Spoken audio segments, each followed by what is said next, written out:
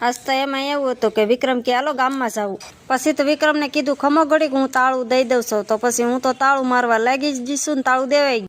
તાળું મારીને પછી વિક્રમને કીધું આલ્યો સાવી તો લઈ લ્યો. હા પછી વિક્રમ કે લાય સાવી નાખી ખિસ્સામાં. પછી વિક્રમને કીધું ઘડીક ખમો હું દૂધી તોડી આવું. પછી તો આપણે દૂધીના વેલે પોગી ગયા છે ને દૂધી તોડી લીધી છે. સરસ મજાની કેવી દૂધી છે. પછી તો ભૂમિબેને દૂધી લઈ લીધી ને અમે નીકળી ગયા. પછી તો હું ભૂમિ વિક્રમ અમે ત્રણે ગામમાં જવા માટે નીકળી ગયા છે. અને ભૂમિબેન કે મારે આવવું છે એ પણ ડેલો પર બેસી ગયા છે.